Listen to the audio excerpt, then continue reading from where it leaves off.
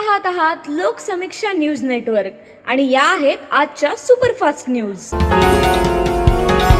या बातमीपत्राचे प्रायोजक आहेत नंदिनी कलेक्शन, फक्त महिलांचे परिपूर्ण दालन, माऊली निवास, कल्याण मंडपमच्या बाजूस, यशोधन नगर, परभणी। नमस्कार, मी प्रभू दिपके लोकसमीक्षा न्यूज नेटवर्क मध्ये आपलं स्वागत करतो। आपण पाहत आहात परभणीचं एकमेव बातमीपत्र Loksamiksha superfast. Red Apple exclusive MIDC परिसर परभणी। उपमुख्यमंत्री अजित पवार यांना शोकाकुल वातावरणामध्ये शासकीय इतमामात अखेरचा निरोप देण्यात आला आहे। बारामती येथील विद्याप्रतिष्ठानच्या परिसरात त्यांच्यावर अंत्यसंस्कार करण्यात आले।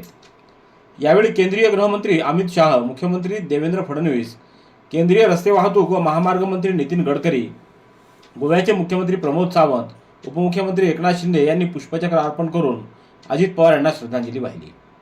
यावेळी विधानसभेचे अध्यक्ष राहुल नार्वेकर, केंद्रीय राज्यमंत्री रामदास आठवले, प्रताप जाधव, रक्षा खडसे, मुरलीधर मोहोळ, डॉक्टर नीलम गोरे, चंद्रशेखर बावनकुळे, छगन भुजबळ, चंद्रकांत पाटील, हसन मुश्रीफ, नारा लोकेश, नीरज चंद्रशेखर, गणेश नाईक, बाबासाहेब पाटील, मकरंद पाटील, दत्तात्रय भरणे, पंकजा मुंडे, गिरीश महाजन, मंगलप्रभात लोढा, संजय राठोड, आदिती तटकरे, शंभूराज देसाई, जयकुमार गोरे, शिवेंद्रसिंह भोसले, डॉक्टर अशोक उईके, नरहरी झिरवाळ, माधुरी मिसाळ, मेघना बोर्डीकर, आकाश फुंडकर आदींची उपस्थिती होती। तर यावेळी लाखोंच्या संख्येनं जनसमुदाय अजितदादा यांना अखेरचा निरोप देण्यासाठी जमा झाला होता। राज्याचे उपमुख्यमंत्री कैलासवासी अजित पवार यांना आज परभणीमध्ये सर्वपक्षीय श्रद्धांजली वाहण्यात आली। अजित पवार यांच्या निधनानं महाराष्ट्राच्या राजकारणात मोठी पोकळी निर्माण झाली असून कधीही न भरून येणारं नुकसान झालंय। विकासासाठी धडाकेबाज, आपला शब्द पाळणारा दादा गेला, अशा शब्दामध्ये उपस्थितांनी आपल्या भावना व्यक्त केल्या आहेत। यावेळी 2 मिनिटं स्तब्धता पाळून अजित पवार यांना श्रद्धांजली वाहण्यात आली। यावेळी खासदार संजय जाधव, माजी खासदार तुकाराम रेगे पाटील, भगवान वाघमारे, प्रताप देशमुख, विजय जामकर, बाळासाहेब देशमुख, सुरेश भुमरे आदींसह मोठ्या संख्येनं नागरिकांची उपस्थिती होती। उपमुख्यमंत्री अजित पवार यांच्या निधनामुळं राज्यात 3 दिवसाचा दुखडा जाहीर करण्यात आला आहे। त्यामुळं 12 जिल्हा परिषदा व त्या अंतर्गतच्या 125 पंचायत समित्यांच्या सार्वत्रिक निवडणुकांच्या उर्वरित टप्प्यामध्ये बदल करण्यात आला आहे। 5 फेब्रुवारी रोजी ऐवजी आता 7 फेब्रुवारी रोजी मतदान व 7 ऐवजी 9 फेब्रुवारी रोजी मतमोजणी होणार आहे। संबंधित जिल्हाधिकारी सुधारित निवडणूक कार्यक्रमाची सूचना 31 जानेवारी रोजी प्रसिद्ध करतील। आता 7 जानेवारी रोजी सकाळी 7:30 ते 5:30 या वेळात मतदान होईल। त्यामुळे जाहीर प्रचाराची समाप्ती 5 फेब्रुवारी रोजी रात्री 10 वाजता होईल। संबंधित ठिकाणी 9 फेब्रुवारी रोजी सकाळी 10 वाजता मतमोजणीला सुरुवात होईल।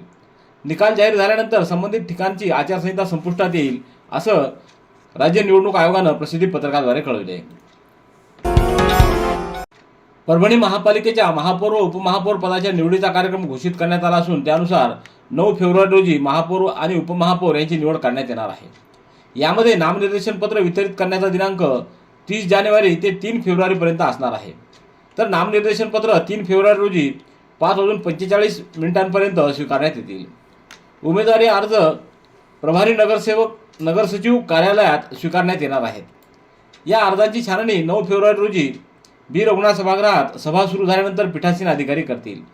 त्यानंतर वैध उमेदवाराची नावं जाहीर केल्यानंतर 15 मिनिटांमध्ये उमेदवारी मागे घेता येईल। तर मतदान घेणं आवश्यक असल्यास नावे घोषित करून हात वर करून मतांची नोंद घेण्यात येणार असल्याची माहिती महापालिका प्रशासनानं दिली आहे। सततचे दवाखाने करून कंटाळलात? आता शेवटचा उपाय। डॉक्टर गोविंद कामटे यांचे बालाजी आयुर्वेदिक निसर्गोपचार केंद्राला भेट द्या। शुगर, मूळव्याध, ॲलर्जी, सोरायसिस, गजकर्ण, दमा, लठ्ठपणा, गुडघेदुखी, कंबरदुखी, वात, गाठीचे आजार, लकवा, केस गळणे, मूतखडा, सफेद डाग यांसारख्या जुनाट आजारांवर खात्रीशीर उपचार केले जातात। दारू सोडवण्यासाठी विशेष उपचार उपलब्ध। संपर्क डॉक्टर गोविंद कामटे, आयुर्वेद विद्याविशारद, बालाजी आयुर्वेदिक निसर्गोपचार केंद्र, तलाठी कार्यालयाच्या बाजूला, वसमत रोड, परभणी। संपर्क 9921691008। परभणीच्या वसंतराव नाईक मराठवाडा कृषी विद्यापीठामध्ये आविष्कार 2026 अंतर्गत 18वं महाराष्ट्र राज्य आंतरविद्यापीठीय संशोधन संमेलन सुरू करण्यात आले. हा संशोधन महोत्सव 28 ते 31 जानेवारी या कालावधीत संपन्न होणार आहे.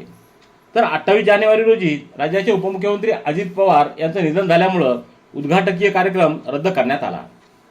या संशोधन महोत्सवात महाराष्ट्रातील कृषी व आकृषी अशा एकूण 26 विद्यापीठांमधील सुमारे 380 संशोधक विद्यार्थी, 527 संशोधक विद्यार्थिनी असे 907 विद्यार्थी तसंच 130 प्रतिनिधी, यामध्ये संघ व्यवस्थापक व विद्यार्थी कल्याण संचालक, परीक्षक यांचा समावेश आहे. विद्यार्थी व प्रतिनिधी असे एकूण 1037 जण सहभागी झालेले असून विविध विद्यापीठाचे अधिकारी व कर्मचारी अशा एकूण 1500हून अधिक व्यक्ती या संमेलनात सहभागी झालेल्या आहेत. विद्यापीठाच्या वतीनं भव्य प्रमाणामध्ये या ठिकाणी व्यवस्था करण्यात आलेली असून विद्यार्थ्यांनी समाधान व्यक्त केलंय. सार्वजनिक शिवजयंती महोत्सव कार्यालय अतिथी हॉटेल इथं सर्व परभणीकरांच्या वतीनं राज्याचे उपमुख्यमंत्री अजित पवार यांना श्रद्धांजली वाहण्याच्या कार्यक्रमाचं आयोजन करण्यात आलं. यावेळी अजितदादा पवार यांच्या सामाजिक, राजकीय व सार्वजनिक जीवनातील योगदानाचा उपस्थितांनी गौरव केला. त्यांच्या निधनामुळे राज्यातील राजकीय व सामाजिक क्षेत्रात मोठी पोकळी निर्माण झाल्याची भावना यावेळी व्यक्त करण्यात आली. या कार्यक्रमाला विविध पक्षाचे प्रतिनिधी, विविध समाजाचे प्रतिनिधी, सामाजिक कार्यकर्ते, शिवजयंती महोत्सव समितीचे पदाधिकारी आणि नागरिक मोठ्या संख्येने उपस्थित होते. परभणी जिल्ह्यात अंमली पदार्थांच्या अवैध व्यापाराविरोधात सुरू असलेल्या मोहिमेमध्ये परभणी पोलिसांना मोठं यश आलं असून सेलू शहरात गांजाचा साठा जप्त करत एका आरोपीच्या विरोधात NPDA कायद्याअंतर्गत गुन्हा नोंदवण्यात आला आहे. 28 जानेवारी रोजी पोलीस अधीक्षक रवींद्रसिंह परदेशी यांच्या आदेशानं जिल्ह्यात सुरू असलेल्या अवैध धंदे, अंमली पदार्थ व तस्करी रोखण्याच्या अनुषंगानं स्थानिक गुन्हे शाखा परभणी आणि सेलू पोलीस ठाण्याचं पथक गस्त घालत असताना गुप्त माहितीच्या आधारे सेलूच्या राजीव गांधी नगरात राहणाऱ्या शेख कौसर शेख आमिर याच्या घरावर छापा टाकण्यात आला. त्यामध्ये एकूण 8 किलो 432 ग्रॅम गांजा मिळून आला. त्याची अंदाजे किंमत 1,68,640 रुपये इतकी आहे. सदर मुद्देमाल जप्त करण्यात आला असून यावेळी राजपत्रित अधिकारी उदय भोसले, त्याचबरोबर पोलीस निरीक्षक दीपक बोरसे आदींच्या उपस्थितीत ही कारवाई करण्यात आली. परभणी जिल्ह्यातील पेगर गावान येथील नवयुवक तरुण मित्र मंडळाच्या वतीनं गावाला आदर्श गाव बनवण्याचा निर्धार करण्यात आला असून त्या दिशेनं विविध सामाजिक व पर्यावरणपूरक उपक्रमांची सुरुवात करण्यात आली आहे. त्याच अनुषंगानं जिल्हा परिषद प्रशालेच्या परिसरामध्ये तब्बल 300 वृक्षांची लागवड करून पर्यावरण संवर्धनाचा महत्त्वपूर्ण संदेश देण्यात आला आहे. येत्या काळात गावात वाचनालय, व्यायामशाळा, जिल्हा परिषद शाळेची देखभाल, गरीब व होतकरू गुणवंत विद्यार्थ्यांचा सन्मान तसंच आधुनिक तंत्रज्ञानाच्या सहाय्यानं विक्रमी उत्पादन घेणाऱ्या परिश्रमी शेतकरी व कष्टकऱ्यांचा गौरव सोहळा आयोजित करण्याचं नियोजन करण्यात आलंय. Red Apple furniture, smart furniture for smart people. Exclusive Parbhani शहरातील भव्य शोरूम रेड ॲपल एक्सक्लुझिव्ह, भारतातील स्मार्ट फर्निचर ब्रँड आता आपल्या परभणी शहरामध्ये. हो, आता आपल्या परभणी शहरामध्ये. या अंतर्गत ऑफिस, बेडरूम, डायनिंग, लिव्हिंग इत्यादी प्रकारचे फर्निचर आपणास मिळेल. Bedroom set, bed, dressing table, sofa set, कपाट, डायनिंग टेबल, टीपॉय आणि स्टील फर्निचर इत्यादी सर्व प्रकारचे फर्निचर तेही आकर्षक किमतीमध्ये उपलब्ध आहे. एक वेळ अवश्य भेट द्या. रेड ॲपल फर्निचर, MIDC परिसर, भारतीय स्टेट बँकेच्या जवळ, परभणी. जिंतूर तालुक्यातल्या दुर्गम भाग असलेल्या चितनरवाडी गावातील नागरिक उलगुलान आंदोलकांनी आडगाव ते चितनरवाडी रस्ता आणि पुलाचं बांधकाम पूर्ण न केल्यामुळं आगामी जिल्हा परिषद व पंचायत समितीच्या मतदानावर बहिष्कार घातलाय. रस्ता नाही, पूल नाही तर मतदान नाही अशी भूमिका गावातील नागरिकांनी तहसीलदार कार्यालयात उपस्थित राहून निवेदनाद्वारे व्यक्त केली आहे. चितनरगाडी हे गाव आडगाव बाजारपासून 2 किलोमीटर अंतरावर आहे. गेल्या 2 वर्षापासून गावातील नागरिक रस्ता आणि ओढ्यावरील पुलासाठी शासन दरबारी उलगुलान आंदोलन करून मोर्चे व उपोषण करत आहेत. राज्याचे दिवंगत उपमुख्यमंत्री अजित पवार यांच्या निधनाबद्दल मंत्रालयातील अधिकारी व कर्मचाऱ्यांच्या वतीनं मंत्रालयाच्या त्रिमूर्ती प्रांगणात आयोजित शोकसभेत त्यांना श्रद्धांजली वाहिली. उपमुख्यमंत्री अजित पवार यांनी आपल्या सेवा काळामध्ये नेहमी प्रामाणिकपणे, निष्ठेने आणि कर्तव्य भावनेनं शासकीय कर्तव्य पार पाडलं. त्यांच्या निधनानं राज्य सरकारनं एक कर्तव्यदक्ष, शिस्तबद्ध व वक्तशीर नेतृत्व गमावलं अशी भावना अपर मुख्य सचिव विकास खारगे यांनी व्यक्त केली आहे. जिल्हा परिषद पंचायत समिती सार्वत्रिक निवडणुकीच्या अनुषंगानं भारत निवडणूक आयोगाच्या सूचनेनुसार जिल्हाधिकारी तथा जिल्हा निवडणूक अधिकारी संजय सिंह चव्हाण यांच्या आदेशानुसार आणि उपजिल्हाधिकारी अरुणा संघेवार, उपजिल्हाधिकारी अनिता भालेराव जिल्हा स्वीप नोडल अधिकारी गणेश शिंदे यांच्या मार्गदर्शनाखाली जिल्हा स्वीप पथकाच्या वतीनं पेडगाव येथील सिटी माध्यमिक विद्यालय जिल्हा परिषद माध्यमिक शाळेत मतदान जनजागृती कार्यक्रम घेण्यात आला। यावेळी रामप्रसाद आवचार यांनी विद्यार्थ्यांना स्वीपची भूमिका सांगितली, तर प्रवीण वायकोस यांनी विनोदी शैलीत लघु नाटिकातून एका मताचं महत्त्व सांगत प्रश्नोत्तराच्या माध्यमातून मतदान जनजागृती केली। महाराष्ट्र राज्याचे उपमुख्यमंत्री आणि अवघ्या राज्याचे लाडके अजितदादा यांच्या आकस्मिक निधनाची बातमी ऐकून मन अक्षरशः सुन्न झालं। एका संवेदनशील, कर्तव्यदक्ष, उत्तम प्रशासक आणि लोकांच्या सुखदुःखात कायम उभ्या राहणाऱ्या नेत्याच्या जाण्यानं खूप मोठी पोकळी निर्माण झाली आहे। त्यांचा साधेपणा, स्पष्ट बोलणं आणि लोकांची असलेली आपुलकी आजच्या काळात दुर्मिळ होती। म्हणूनच ते फक्त नेते नव्हते, तर लोकांचा आधार, विश्वास आणि प्रेरणा होते। त्यांच्या जाण्यानं निर्माण झालेली पोकळी कधी भरून निघणार नाही, अशा शब्दात पालकमंत्री मेघना बोर्डीकर यांनी अजित पवार यांना श्रद्धांजली वाहिली आहे। झिरोफाटा परिसरात मंगळवारी रात्री चाकूचा धाक दाखवत एकाचं अपहरण करून त्याला चारचाकी कारमध्ये बसवून विविध मार्गाने फिरवून मारहाण करत 1,06,200 रुपयाचा मुद्देमाल जबरीनं लुटल्याची घटना घडली आहे। या प्रकरणी 4 जणांच्या विरोधात पूर्णा पोलिसात गुन्हा नोंदवण्यात आला आहे। वसमत तालुक्यातल्या आरळ येथील गणेश चोपडे हे 27 जानेवारी रोजी रात्री 9:30च्या सुमाराला आपल्या दुचाकीवरून शेतातून झिरोफाटा परिसरातल्या जय किसान ढाब्याजवळ आले।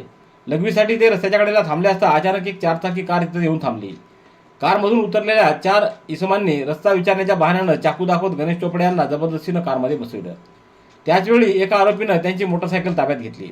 त्यानंतर आरोपींनी परभणीच्या दिशेनं भरधाव वेगात कार पळवली।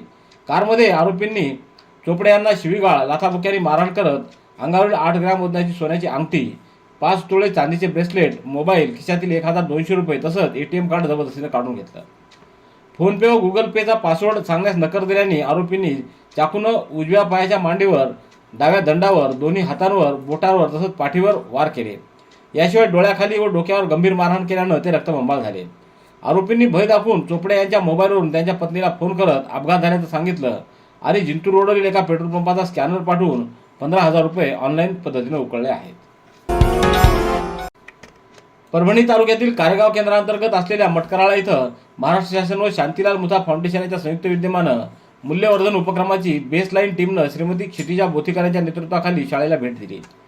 सोबत जिल्हा समन्वयक दत्ता भुजबळ, तालुका समन्वयक प्रवीण नरवाडे, आकाश खंदारे, बाळासाहेब कानडे, शुभम खिल्लारे, प्रतीक गायकवाड या सर्व जणांची टीम मूल्यवर्धन उपक्रमाची तपासणी करण्यासाठी आले। त्याचं उद्धव गरुड, जळबाजी राऊत, माऊली गरुड, कोंडीबा रणवीर, कैलास सुरवसे, विनोद लांडगे, भारत टोके, बबन वाघमारे, स्नेहा ढगारे आदींनी स्वागत केलं। जिल्हा परिषद व पंचायत समिती सार्वत्रिक निवडणुका मुक्त, निर्भय, पारदर्शक आणि प्रत्येक राजकीय पक्ष व उमेदवाराला समान संधी मिळावी यासाठी राज्य निवडणूक आयोगानं माध्यम क्षेत्रातील सर्व नियमांचं काटेकोर अंमलबजावणी सुनिश्चित करण्याच्या उद्देशानं व्यापक मार्गदर्शक सूचना आणि जाहिरातीतील आचारसंहितेचं पालन बंधनकारक करण्यासाठी जिल्हा व राज्य स्तरावर माध्यम प्रमाणन व संनियंत्रण समित्या कार्यान्वित केल्या आहेत। जिल्हास्तरीय माध्यम प्रमाणन व संनियंत्रण समिती जिल्हाधिकारी यांच्या अध्यक्षतेखाली स्थापन करण्यात आली असून उमेदवारांच्या मार्फत प्रचारासाठी इलेक्ट्रॉनिक, सोशल मीडियात देण्यात येणाऱ्या जाहिरातीचं पूर्वप्रमाणीकरण या समितीमार्फत केलं जातं। मुद्रित माध्यमाद्वारे प्रसिद्ध करावयाच्या जाहिरातीचं पूर्वप्रमाणन करण्याची आवश्यकता नाही, परंतु अशा माध्यमातून जाहिरातीतील प्रसिद्ध करताना आचारसंहिता किंवा कोणत्याही नियमाचं उल्लंघन होता कामा नये असं सुचवण्यात आलं आहे। बहुजन मुक्ती पार्टीच्या वतीनं गिरीश महाजन यांच्या कृतीचा निषेध करून त्यांच्यावर अॅट्रॉसिटीचा गुन्हा दाखल करावा व त्यांचा मंत्रिपदाचा राजीनामा घेण्यात यावा असं निवेदन देण्यात आलंय। 77व्या प्रजासत्ताक दिनी संविधान विरोधी व सामाजिक सलोख्याला धक्का देणारी घटना व संविधान निर्मात्याचा घोर अपमान करणारी राष्ट्रद्रोही घटना हे महाराष्ट्राचे ग्रामविकास मंत्री व नाशिक जिल्ह्याचे पालकमंत्री तसंच RSSचे कार्यकर्ता गिरीश महाजन यांनी नाशिक इथं प्रजासत्ताक दिनाच्या शासकीय कार्यक्रमामध्ये भाषण करताना इतर महापुरुषांचे वारंवार नाव घेतले, मात्र भारतीय राज्यघटनेचे शिल्पकार भारतरत्न डॉ. बाबासाहेब आंबेडकर यांचं नाव एकदाही घेतलं नाही। या बाबीचा परभणीत आज तीव्र निषेध व्यक्त करण्यात आला आहे। यावेळी विनोद आंभोरे, गौतम जडे, बबन भंडारे, भारत लांडगे, संजय बगाटे, NG खंदारे, बाळासाहेब लंगोटे, छत्रपती लोंढे, संदेश वाघमारे आदींची उपस्थिती होती।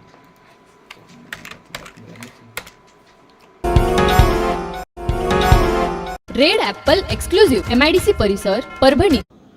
याबरोबरचे बातमीपत्र संपलं। पुन्हा भेटूया उद्याच्या सुपरफास्ट बातमीपत्रात। पाहत रहा लोकसमीक्षा। तुम्हाला हे बातमीपत्र कसं वाटलं याबद्दल आपली प्रतिक्रिया नोंदवा। दररोजचे अपडेट्स मिळवण्यासाठी लोकसमीक्षा चॅनलला सबस्क्राईब करा। धन्यवाद।